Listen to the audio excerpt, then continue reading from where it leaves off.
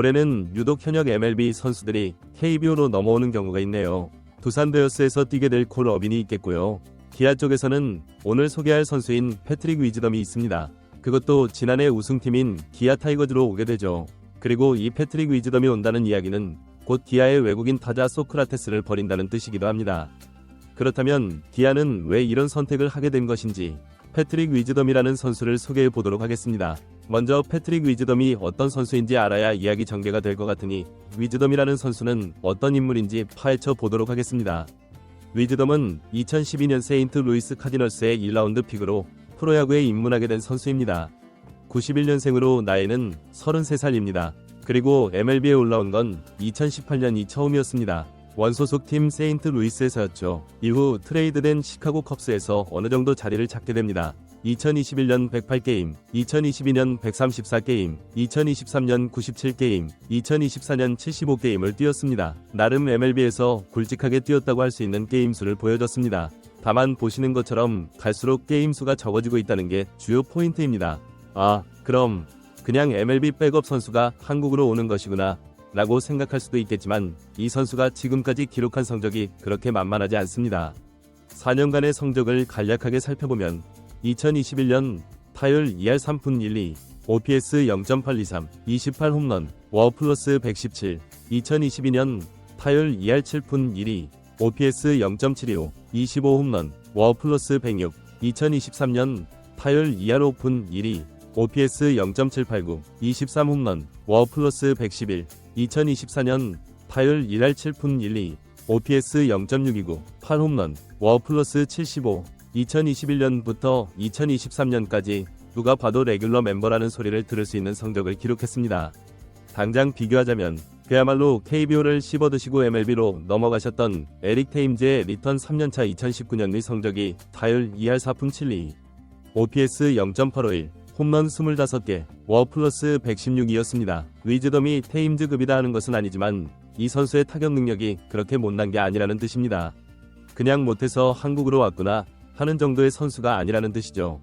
물론 2024년도 성적을 보면 이런 생각은 드실 수 있습니다. 에이징 커브가 왔나? 성적이 확 떨어졌는데 라고 말이죠. 하지만 전혀 아닙니다. 이 위즈덤의 주요 포지션은 1루와 3루, 그리고 가끔 외야인데 시카고 컵스의 1루와 3루의 유망주들이 들어서면서 자연스럽게 그가 경기에 나오는 수가 줄어들며 그 자리도 사라져가고 있었습니다. 그렇다 보니 아무래도 밸런스를 유지하고 감각을 유지하는 게 어려웠지 않나 싶습니다. 이게 성적 하락의 가장 큰 이유였을 것이라 생각합니다. 그렇게 보는 이유는 배트 스피드 지표나 타구 속도 지표에서는 크게 차이가 안 나기 때문입니다. 딱히 피지컬이 떨어졌기 때문은 아니란 뜻이죠. 아마 조금 안정된 자리만 보장받으면 다시 평균 능력은 찍어주지 않을까 싶긴 합니다. 그리고 이 선수의 스타일을 보면 전형적인 파워히터 유형입니다. 평균 타율을 보면 아시겠지만 기본적으로 컨택이 그렇게 훌륭한 타자는 아니었습니다. 물론 이건 MLB 기준에서입니다. KBO에서도 컨택이 불안정할 것이다라고 평가하기는 어렵습니다. 그리고 이 선수의 가장 큰 장점은 파워입니다. 단순 홈런 개수를 떠나 홈런의 질적인 측면을 봐도 타구 속도와 비거리 모두 매우 좋은 선수입니다. 그리고 한 가지 더 장점을 보자면 수비도 느리지 않습니다. 물론 재빠르고 민첩한 느낌의 선수는 아니지만 그 플레이가 절대 마이너스인 선수가 아닙니다. 솔직히 KBO 기준에서는 좋은 외국인 타자로 들어왔다고 진짜 베스트라고 생각합니다. 이제 다음은 수비인데 이 선수가 맡을 보직은 아마도 1루 아니면 코너 외야일 겁니다. 3루와 1루를 주로 봤지만 기아의 3루에 김도영 선수가 있기에 주로 1루의 수비를 맡을 것으로 보이네요. 그리고 수비는 그렇게 기대하지 않으시는 게 좋을 것 같습니다. 그렇다고 구멍은 아니니까 그건 또 안심하셔도 좋습니다.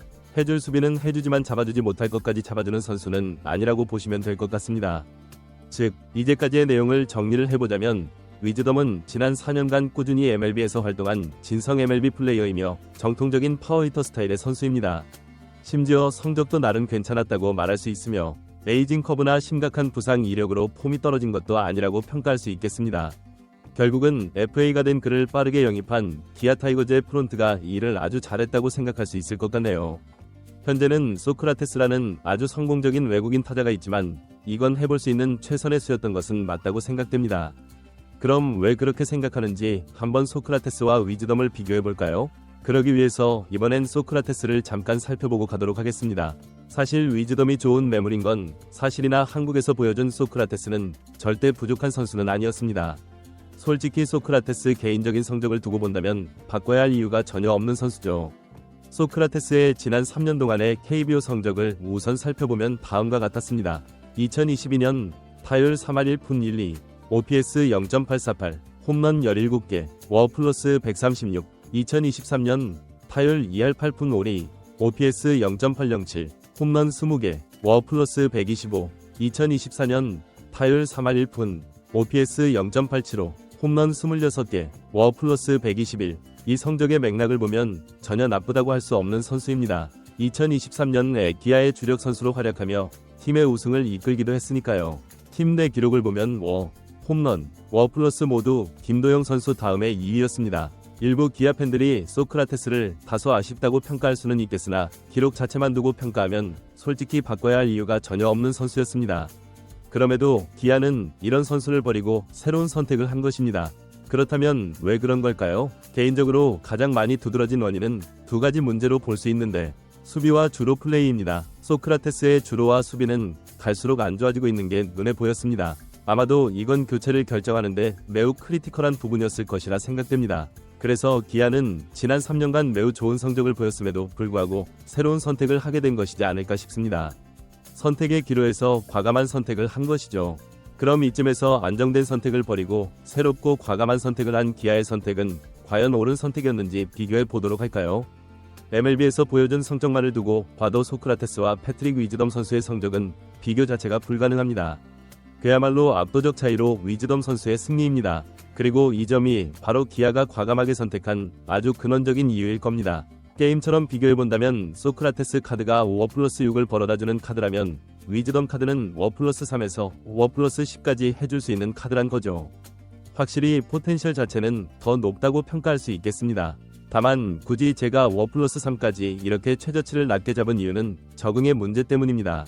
능력 있는 외국인 선수가 KBO에 온다고 해서 반드시 성공한다는 보장은 없습니다. 위즈덤 선수 역시 100% 성공할 것이다라는 확신은 할 수 없습니다. 생각보다 KBO 투수들과 궁합이 안 좋을 수도 있고 또 예기치 않은 부상으로 부진을 겪을 수도 있으니까요. 결국 와서 뛰어봐야 합니다. 그렇지만 전부를 제외하고 상식적으로 종합평가를 내리자면 매우 높은 확률로 워플러스 7 이상 찍어줄 것으로 보입니다.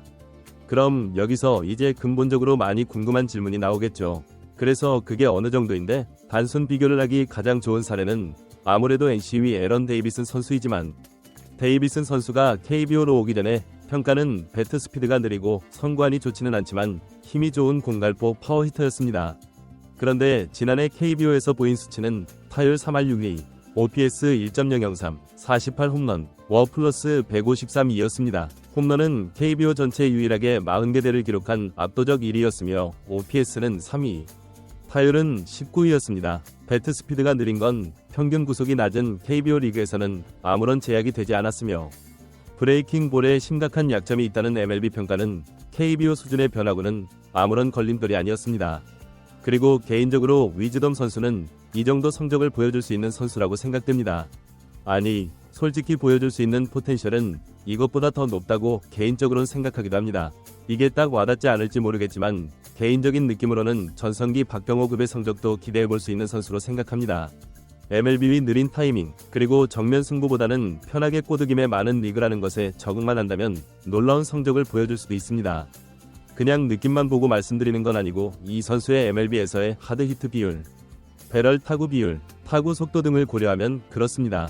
대략적으로 2021년 배럴 타구 비율 16%, MLB 상위 7%, 하드 히트 비율 51.9%, 상위 8%, 타구 속도 시속 91.2마일, MLB 상위 19%, 2022년 배럴 타구 비율 16.2%, MLB 상위 7%, 하드 히트 비율 46.3%, 상위 18%, 타구 속도 시속 90.7마일, 상위 19%, MLB에서 경기를 가장 많이 했을 때의 세부 기록을 보면 KBO에서는 말이 안 되는 수준의 퀄리티입니다.